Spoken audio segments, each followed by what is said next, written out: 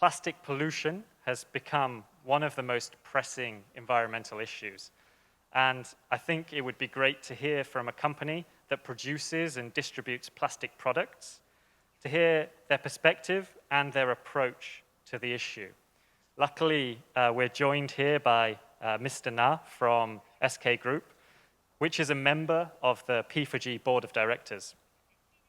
And it's also the third largest company in Korea, and I've heard that recently it's become the domestic leader in terms of ESG strategy and management.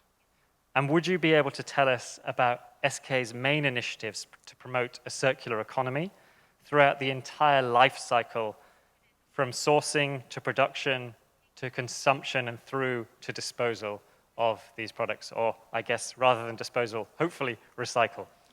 SK그룹은 한국에서 ESG를 리딩하고 있는 회사입니다. 그리고 제가 속한 SK 글로벌 케미컬은 사실 1972년도에 한국에서 처음으로 석유를 베이스로 한 납사 크래커를 가동을 했습니다. 그리고 그동안 플라스틱을 굉장히 많이 생산을 해왔죠. 사회적으로 굉장히 유용했었으나 최근에는 환경오염의 주 원인으로 지목받고 있습니다. 그래서 저희는 제2의 탄생을 꿈꾸고 있습니다. 지금부터는 저희가 만들었던 플라스틱을 다시 순환으로 시키는 것을 저희는 목표로 하고 있습니다. 그래서 그거에 대한 좀 구체적인 두 가지 방향을 좀 말씀을 드리겠습니다. 오늘 이 자리에서는. 첫째는 계속 앞에서 연사들께서 말씀하신 것처럼 플라스틱의 리사이클 비율이 굉장히 낮습니다. 그래서 저희는 이 플라스틱 리사이클 비율을 획기적으로 증대시킬 수 있는 기술 개발에 지금 굉장히 큰 역점을 두고 있고요. 두 번째는 우리가 플라스틱 없이 또 살기는 굉장히 어렵습니다. 그래서 이 플라스틱을 사용하게 된다면 가능하면 친환경적으로 사용할 수 있고 리사이클이 가능하게 디자인하는 것, 두 가지를 큰 목표로 삼고 있습니다. 세부적인 저희 기업의 목표를 그래서 저희가 생산하는 플라스틱의 100%는 아니면 그 이상을 직간접적으로 리사이클 하도록 하겠습니다. 저희가 구체적으로 좀 말씀을 드리겠습니다. 그러면 리사이클 비율을 높이기 위해서 지금 저희가 집중하고 있는 부분은 케미컬 리사이클에 특히 집중하고 있습니다. 폐페트나 아니면 폐폴리에스터, 폐비닐, 이런 다양한 플라스틱 쓰레기를 다시 석유로 돌리는 겁니다. 그래서 다시 그 열분해를 가해서 다시 석유 자원으로 돌려서 다시 플라스틱의 원재료로 쓰는 것에 지금 저희가 기술 개발을 하고 있고 자체적인 기술 개발 및 글로벌 기술 업체와 저희가 조인을 해서 상업화를 지금 추진하고 있습니다. 깨끗한 플라스틱은 다시 사용할 수 있는 메카니컬 리사이클도 저희가 계속 관심을 가지고 있고요. 그러려면 플라스틱이 굉장히 잘 분류되고 수거되어야 됩니다. 그룹에서 갖고 있는 디지털 역량을 활용을 해서 그런 영역에서도 저희가 순환경제에 기여를 하고자 합니다. 친환경 제품이라 하면 기능성이 유지되면서도 적은 양으로 그 기능을 유지한다든가 아니면 리사이클된 레진을 기존의 석유 레진과 섞어서 물성을 만들어낸다든가 아니면 생분해성 수지를 만든다든가 특히 중요한 거는 재활용이 가능하도록 처음부터 디자인하는 것이 굉장히 중요합니다. 그래서 저희가 그런 것을 굉장히 많은 매니팩처러나 브랜드 오너들과 지금 코워크를 하고 있고요. 이걸 통해서 저희는 플라스틱의 유용성은 유지하고 그렇지만 이게 순환경제에서 플라스틱이 재활용되도록 하는 것을 진정성 있게 지속적으로 추진할 예정입니다. Thank you very much, Mr. Na, for that insight into what SK Global Chemical are doing in the recycling space and what they plan to do. I guess it was interesting to hear about the distinction between chemical and mechanical recycling, and I guess how those can be done separately, which I guess is important in terms of achieving the goal of recycling all plastics, which, as you said, SK is setting out to achieve recycling more plastic than it produces.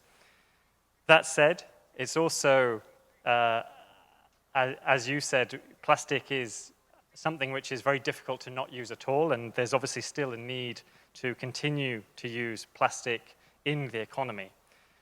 And so I guess that puts the focus on where can we find those improvements in plastic recycling. I'd like to ask Mr. Na again what his thoughts are on the shift to the circular economy. Can it benefit companies economically? And is it possible to generate profit within that system? And if so, what are the prerequisite conditions that make it possible?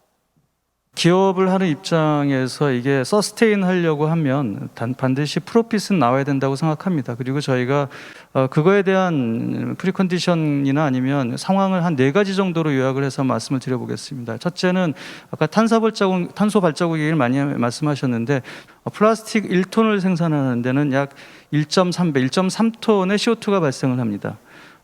반면에 이것을 만약에 재활용을 하는 아까 말씀드렸던 케미컬 리사이클을 한다고 하면 탄소 저감 효과가 약 85%라는 발표가 유럽에서 한 연구기관에서 했었습니다. 그걸 좀 더 검증을 해봐야겠습니다만 가설적으로 한 100만 톤을 저희가 리사이클로 생산을 한다고 하면 탄소 감축이 약 110만 톤의 탄소 감축 효과가 있는 겁니다.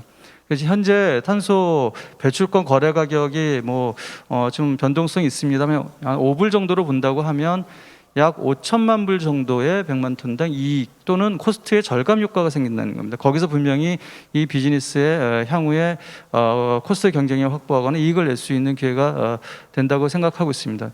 두 번째로는 어떤 제품을 만들더라도 코스트 경쟁력 있는 제품을 만들어야 됩니다. 사실은 폐기물을 갖다가 그걸 다시 제대로 된 상품을 만들려고 하려면 굉장히 많은 과정이 걸립니다. 그리고 아까 이 교수님께서도 말씀하셨습니다만 한국에도 이러한 소규모의 열분의 업체들은 이미 존재합니다만 굉장히 소규모고 이게 배치식으로 되어 있기 때문에 코스트 경쟁력을 갖고 있지 않습니다. 거기에 저희 같은 케미칼 회사의 대기업들이 케미칼 기술을 개발을 하고 스케일업 가능한 엔지니어링 기술을 넣고 자본을 투자해서 이걸 연속식으로만 한다고 하면 분명히 코스트 경쟁력을 갖출 수 있어서 경제성도 확보할 것으로 보고 있습니다. 세 번째는 그럼에도 불구하고 마켓이 형성이 돼야 됩니다. 소비자의 행동이 굉장히 중요하죠. 우리나라 대한민국에서는 최근에 친환경 제품이 굉장히 많은 인기를 끌고 있습니다. 그리고 소비자 조사에 의하면 65%의 한국 국민들이 플라스틱 저감 제품을 프리미엄을 주고 구매하겠다는 의사를 밝히고 있습니다.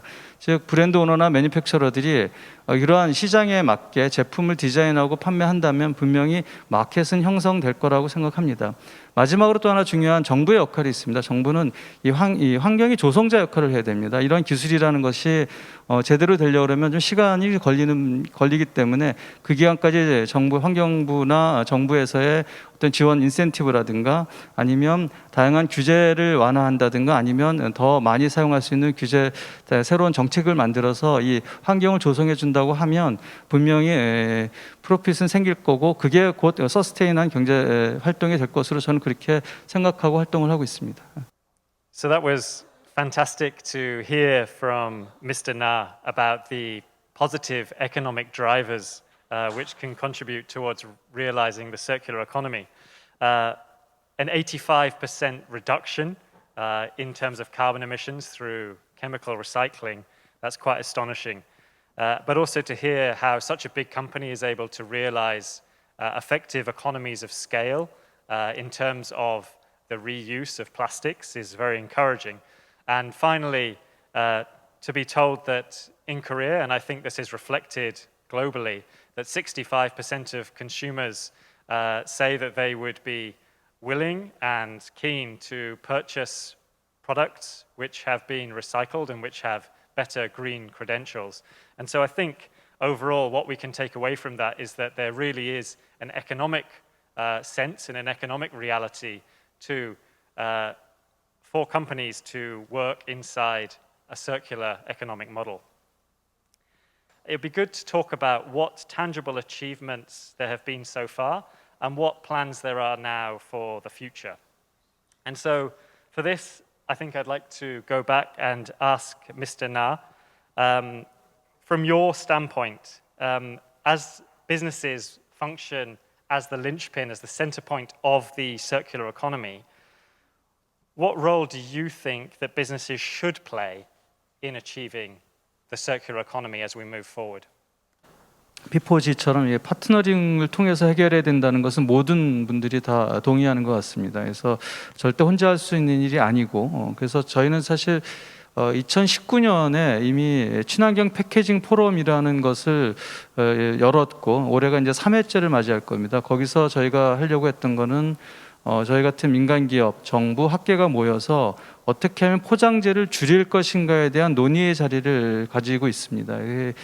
우선 그 친환경 패키징 포럼에서 논의하면서 저희가 느끼는 것은 이미 글로벌리 굉장히 많은 유럽이나 미국 쪽에서도 유사한 여러 가지 얼라이언스들이 존재하는 것으로 알고 있습니다. 그래서 저희는 한국에서 먼저 이 부분을 잘 세팅을 한다고 하면 우선은 아시아 지역으로 좀 확대를 해 나가고 글로벌에서 이미 많은 경험을 가지고 계신 오늘 참여자분들이나 아니면 기업들로부터의 이 정보를 쉐어하면서 좀 더 앞으로 나갈까 하는 생각을 가지고 있습니다. 또 하나 이제 저희 비즈니스 하는 사람으로서 특히 화학 회사로서의 역할이 또 하나 중요한 게 있다고 저는 생각을 합니다. 여지껏 플라스틱은 계속 리니어 경제였었죠. 순환되지 않고 버려지는 것이었는데 이 케미칼 회사들이 이것을 커넥터 역할을 할 수 있다고 저는 생각을 합니다. 즉, 맨 처음에 제품을 만들 때부터, 레진을 만들 때부터 리사이클이 용이하도록 고려해서 만들고 중간에 있는 밸류체인에 있는 다양한 플레이, 컨버터나 브랜드 오너나 리테일러들에게 저희들이 갖고 있는 솔루션을 제공하고 궁극적으로는 맨 마지막에 버려지는 폐플라스틱을 다시 순환시키는 쪽에서 이 서큘러 이코노미의 커넥터 역할을 케미칼 회사들이 또한 할 수 있는 영역이라고 생각합니다. 그 역할을 저희가 충분히 다 할 것이고요.